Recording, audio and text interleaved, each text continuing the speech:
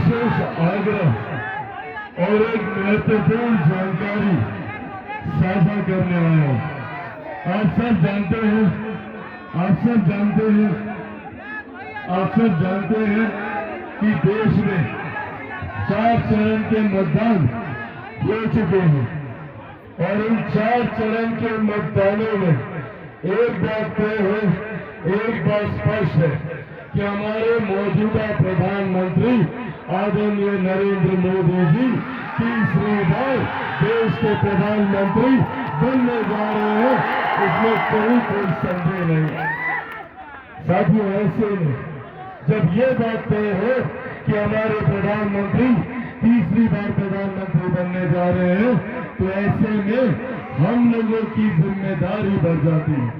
ऐसे में सीतामढ़ी विधानसभा के लोगों की, यहाँ परिवार के, मेरे परिवार के तमाम सदस्यों की जिम्मेदारी बढ़ जाती है कि हम सब एक ऐसे प्रत्याशी को यहाँ से चुने, एक ऐसे प्रतिनिधि को यहाँ से चुनकर भारत की संसद में भेजने का काम करें जो प्रधानमंत्री जी के बगल में बैठकर आप लोगों की समस्या का समाधान करने का काम। और वो प्रत्याशी आदरणीय देवेश चंद्र ठाकुर जी, ये मेरे परिवार के सदस्य हैं। इनका गहरा रिश्ता मेरे से, मेरे पिता आदरणीय रामविलास पासवान जी के साथ रहा है। और आज ये आग्रह करने आया हूं कि जितना प्यार आप लोग चिराग पासवान से करते हैं, उतने ही प्यार से आप आदरणीय देवेश चंद्र ठाकुर जी को प्यार से जिताने का काम करें। साथियों, जरूरी है प्रधानमंत्री जी का तीसरी बार देश का प्रधानमंत्री बनना। पहली बार देश ने एक ऐसे प्रधानमंत्री को देखा जिन्होंने भारत की अर्थव्यवस्था को मजबूत करने का काम किया। एक दशक पहले हम में से कोई नहीं जानता था कि भारत की अर्थव्यवस्था कौन से पायदान पर है।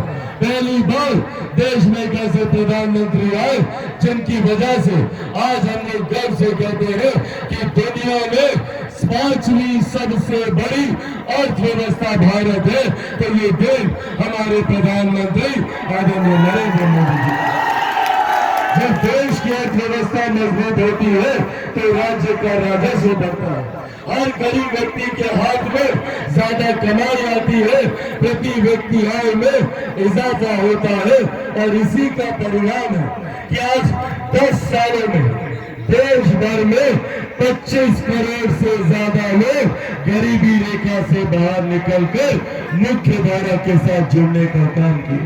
हमारे प्रधानमंत्री जी का लक्ष्य 2047 तक भारत को एक विकसित देश बनाना।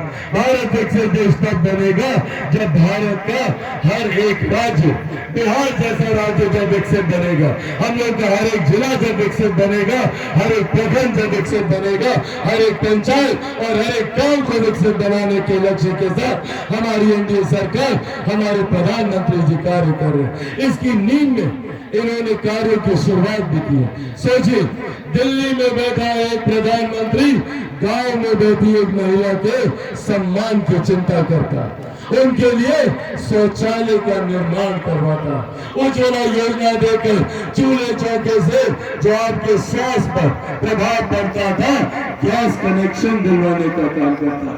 पहले घर पे कोई बीमारी आती थी तो चिंता आर्थिक हो जाती थी, कई लोगों को जमीन गिरवी रखनी पड़ती थी, तो महिलाओं को अपना जेवर बेचना पड़ता था। पर आज प्रधानमंत्री जी की देन है कि कोई भी गरीब व्यक्ति अगर घर पे कोई बीमारी होती है तो आयुष्मान योजना के तहत 5-5 लाख रुपए का मुफ्त इलाज करा सकता है।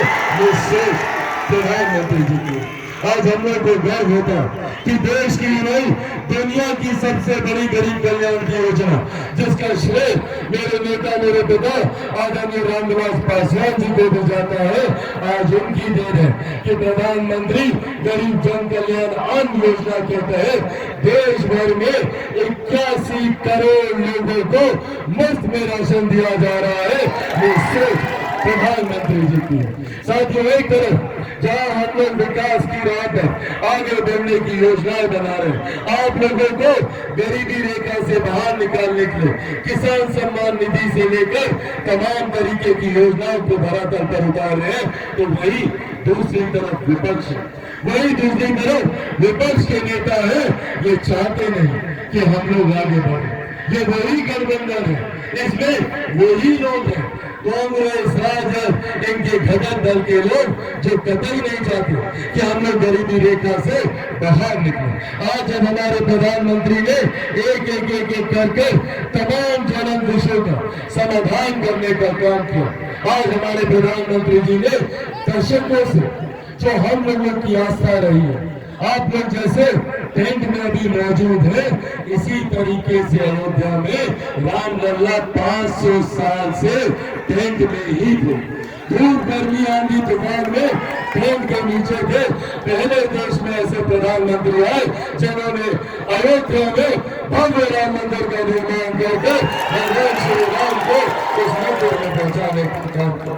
ऐसे में आज हमने सीतामढ़ी में मौजूद है। मैं चाहता हूँ, हमारे प्रधानमंत्री चाहते हैं, हमारी केंद्र की सरकार भी चाहती है कि जितना भव्य मंदिर भगवान श्री राम का अयोध्या में बना है, उतना ही भव्य मंदिर माता सीता का वहां सीतामढ़ी में बनना चाहिए।